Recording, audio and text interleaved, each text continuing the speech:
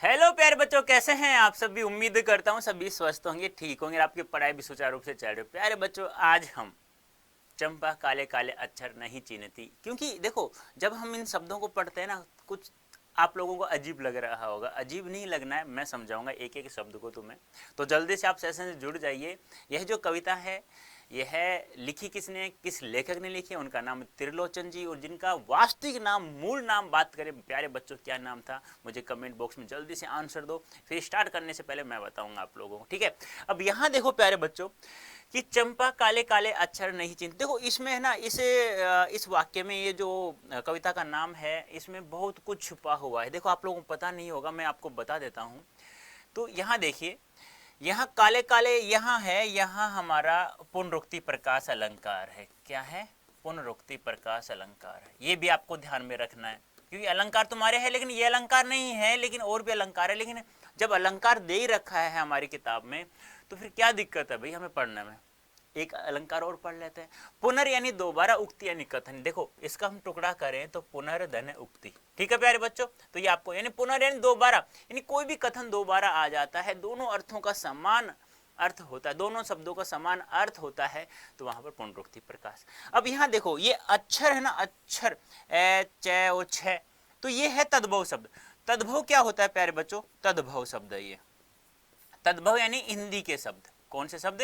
हिंदी भाषा के शब्द। अब यदि इसका हम लोग तत्सम, क्योंकि तत्सम क्या होता है? संस्कृत भाषा का शब्द, यानी कि वे शब्द जो हिंदी भाषा में काफी वर्षों से चले आ रहे हैं और जिनका प्रयोग हमने ज्यों का त्यों ग्रहण कर लिया है, उन्हें तत्सम शब्द कहा जाता है। अब काफी बार ऐसा नहीं कि हम हिंदी शब्दों का प्रयोग करते हैं, हम संस्कृत शब्दों का, उर्दू शब्दों का, अरबी फारसी शब्दों का, अंग्रेजी शब्दों का, बहुत सारे शब्दों का प्रयोग करते हैं हम लोग। हमें पता भी नहीं होता हम किस शब्द का प्रयोग कर रहे हैं।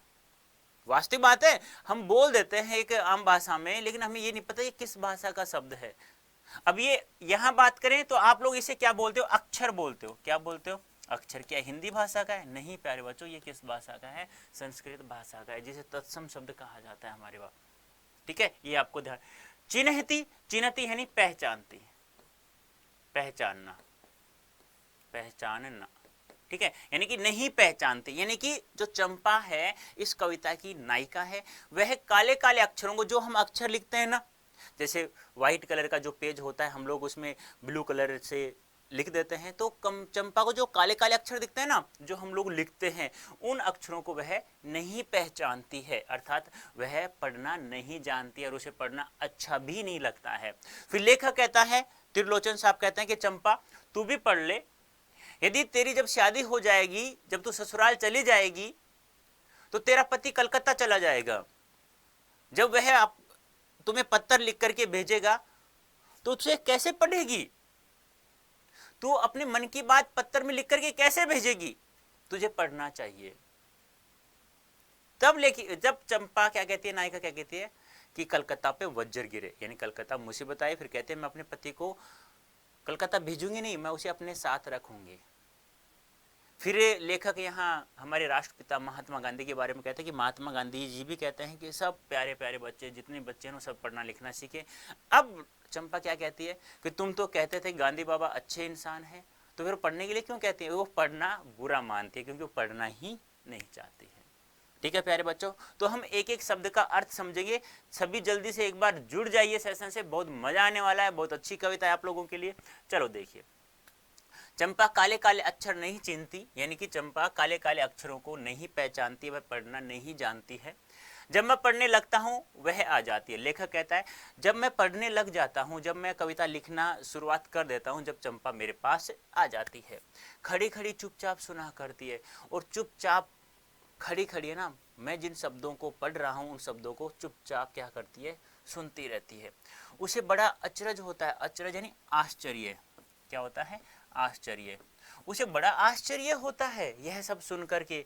वह कहती है, यानी वह जानना चाहती है कि इन काले चिन्हों से कैसे सब ये स्वर निकला करते हैं, यानी काले काले अक्षरों से ये सब ध्वनियां कैसे निकलती हैं। उसे इस बात का बहुत ही बड़ा आश्चर्य होता है। देखो बिल्कुल सरल कविता है, फिर भी आप समझने की कोशिश करना। चंपा है इन काले काले अक्षरों को नहीं पहचानती, अर्थात वह पढ़ना नहीं जानती है प्यारे बच्चों। जब लेखक कहता है जब मैं पढ़ने लगता हूं, तो जब वह तब वहां लेखक चंपा नायिका आ जाती है और उसे वह खड़ी खड़ी चुपचाप सुना करती है और उसे बड़ा आश्चर्य होता है कि इन काले काले अक्षरों से ये सब ध्वनियां कहाँ से निकलती हैं, कैसे निकलती हैं। तो देख लेना, इसका प्रसंग है। प्रसंग कैसे लिखते हैं? प्रस्तुत पद्यांश हमारी पाठ्य पुस्तक क्या नाम है, आरोह के अंतर्गत धरती काव्य संग्रह में संकलित चंपा काले काले अक्षरों से लिया गया है या अवतरित है। मैंने एक शब्द पूछा था, आपको याद हो तो, त्रिलोचन जी का वास्तविक नाम, मूल नाम क्या है? तो प्यारे बच्चों ध्यान रखना, वासुदेव सिंह था। ठीक है, ये सब आपको लिख देना है। अब व्याख्या जो मैंने समझाई वही लिखी है, बस आप लोग ध्यान रखना, आपको पीडीएफ प्राप्त हो जाएगी कहीं, इसलिए लिखा है ये तो कि आप लोग गलती न कर दो। भाषा सरल सहज है, खड़ी बोली हिंदी का प्रयोग हुआ है, गांव की भाषा का सुंदर प्रयोग हुआ है, काले काले खड़ी खड़ी में पुनरुक्ति प्रकाश अलंकार है और वर्णों की आवर्ती कारण अनुप्रास अलंकार और छंद मुक्त कविता है। आगे देखिए, चंपा सुंदर की लड़की है, सुंदर गवाला है, गाय भैंसे रखता है। चंपा चौपायों को लेकर चरवाही करने जाती, चौपाई यानी चार टांगों वाले, चार टांगों वाले, और यह चार टांगों वाले किसके लिए कहा गया है? गाय भैंसों के लिए कहा गया है, गाय भैंस। ठीक है, लेखक बताते हैं कि जो चंपा है ना, इस कविता की जो नायिका है, जो अनपढ़ लड़की है, वह एक सुंदर नाम का ग्वाला है, उसकी बच्ची है, उसकी लड़की है। सुंदर क्या है? एक ग्वाला है जो गाय भैंसे अपने पास रखता है, यानी चंपा है वह सुंदर नाम के ग्वाले की बच्ची है और वह गाय भैंसे रखता है। चंपा चौपायों को लेकर चरवाही करने जाती है और चंपा रोजाना चार पैर वाले, चार टांगों वाले पशुओं को यानी गाय भैंसों को रोजाना चराने के लिए ले जाती है।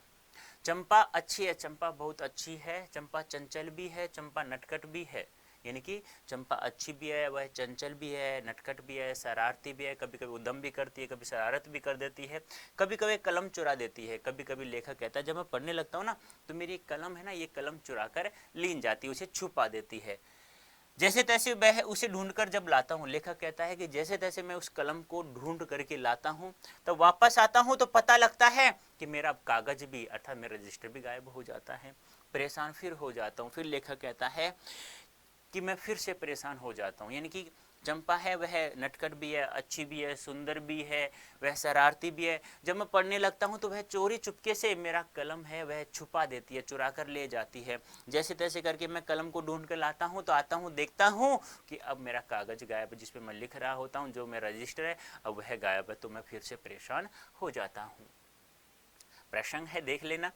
ये व्याख्या है जो मैंने समझाई वही लिखी है, ये सेम है, ये ध्यान रखना, पढ़ लेना, आपको समझ में आ जाएगा। नेक्स्ट है, चंपा कहती है तुम कागज ही गोदा करते ही दिन भर।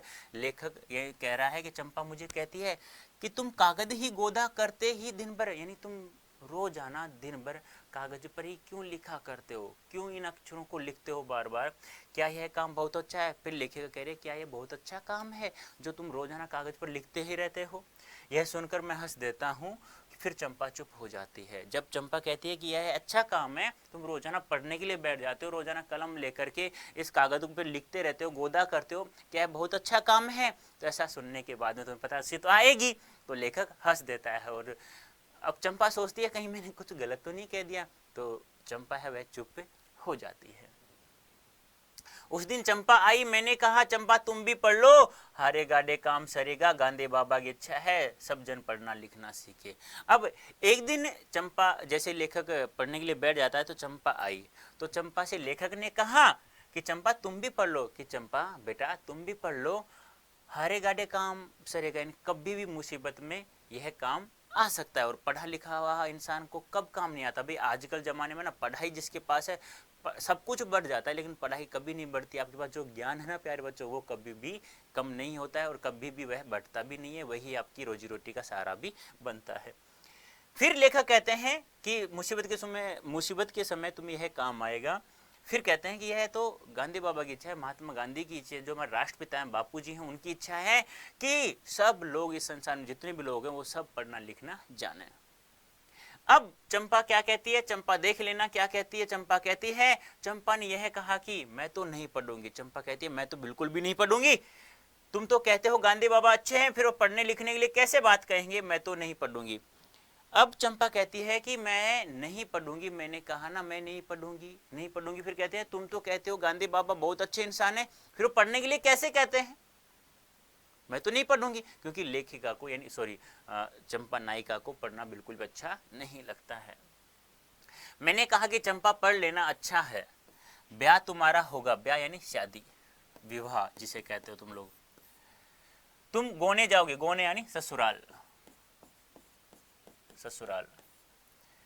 कुछ दिन बालम संग रहेगा, बालम यानी पति, संग यानी साथ।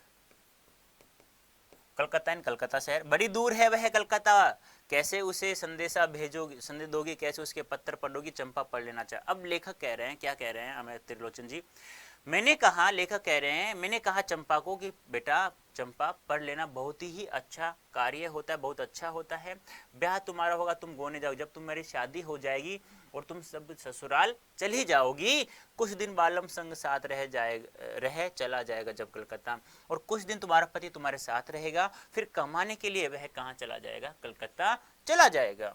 बड़ी दूर है कलकत्ता, बेटा कलकत्ता बहुत दूर है, कैसे उसे संदेशा दोगी, और कैसे तुम फिर उसे पत्र लिखकर, अब तुम पढ़ोगी नहीं तो तुम पत्र लिखकर कैसे उनके पास भेजोगी, कैसे अपने मन की बात कहोगी, कैसे उसके पत्र पढ़ोगी, और जब वह पत्र लिख करके तुम्हारे पास भेजेगा तुम फिर उसे कैसे पढ़ोगी। चंपा पढ़ लेना अच्छा प्यारे बेटा, चंपा पढ़ लो बेटा, बहुत अच्छा है पढ़ना। जब तुम्हारी शादी हो जाएगी तो तुम कुछ दिनों तक अपने पति के साथ रहोगी, अब जरूरी नहीं है बिना कमाए क्या खाओगे, फिर कुछ दिन तुम्हारा पति तुम्हारे साथ रहेगा, फिर कमाने के लिए कहाँ चला जाएगा, कलकत्ता चला जाएगा। अब कलकत्ता से वह तुम्हें पत्र लिख करके भेजेगा, कैसी हो मेरी चंपा, तुम अच्छी हो, खाना खाया नहीं खाया, मैं अच्छा हूं, तुम कैसे हो, मुझे जवाब देना। अब तुम वो संदेश लेकर के पत्र भेजेगा संदेशा के लिए, तुम उसे कैसे पढ़ोगी, और फिर तुम्हारे मन में क्या है, तुम्हारे मन की बात कैसे लिख करके भेजोगे तुम, तो पढ़ना लिखना बहुत अच्छा है, तुम भी पढ़ लो।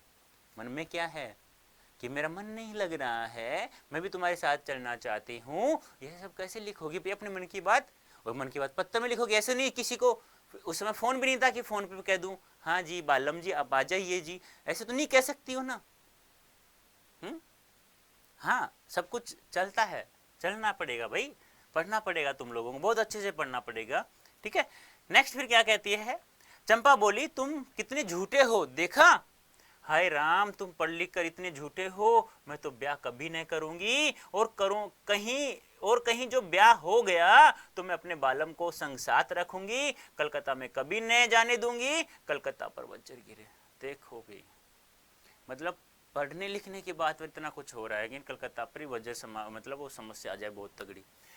चंपा बोली कि तुम कितने झूठे हो, कितने झूठ बोलते हो, तुम इतना कुछ पढ़ लिया, हे राम इतना झूठ बोलता है ये पढ़ा लिखा इंसान भी, कहते हो ना हे राम कितना झूठ पड़ा, इसके कीड़े पड़े, इसके वो कहते हैं ना ऐसे होते, आपने सुना होगा, तो कहते हैं हे राम तुम पढ़ लिख कर इतना झूठ कैसे बोलते हो, मैं ब्याह कभी नहीं करूंगी, फिर बच्चे नहीं कहते मैं शादी कभी नहीं करूंगी, मैं अपने पिता को छोड़ के अपने भाइयों को छोड़ के कभी नहीं जाऊंगी, और कहीं ब्याह हो गया और कहीं मेरे पिताजी ने मेरी शादी कर दी जबरदस्ती, तो मैं अपने बालम को अपने संग साथ रहूंगी, मैं अपने पति को अपने साथ ही रखूंगी हमेशा के लिए, कलकत्ता में कभी नहीं जाने दूंगी, उसे कभी कलकत्ता नहीं जाने दूंगी। क्या खाओगे भाई, क्या खाओगे, कलकत्ते पर वज्र, फिर कहती है कि कलकत्ता पर बहुत बड़ा वज्र यानी कि समस्या आ जाए।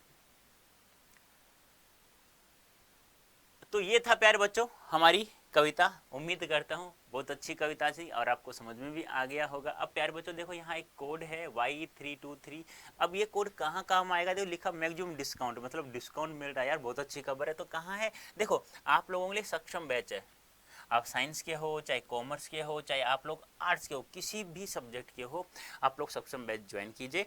कोड आपको लगाना है Y323, तो आपको मैक्सिमम डिस्काउंट प्राप्त हो जाएगा, और अपनी पढ़ाई अब की बार 100% करो, जिससे कि हमारे 12th में भी 100% आए, और इस बार तो आएंगे सक्षम बैच ज्वाइन करने से, और 12th की पढ़ाई अच्छी से हो जाए। अब आप लोगों को इंग्लिश सीखना है, बोलते हैं ना समस्या आती है बहुत, मुझे नहीं आती है, बोल कोई जैसे कोई टीचर आता कहता है hello sir how are you, मैं कहता हूँ हाँ मैं ठीक हूँ, क्या सर आप भी अंग्रेजी नहीं बोलते हो, फिर मुझे अंग्रेजी नहीं आती, वो कहते हैं अरे बोलना सीखो, हाउ आर यू, फिर आप बोलो आई एम फाइन, फिर बोलो एन यू, कहते हैं I am fine, I am also fine, ऐसे कहते हैं ना।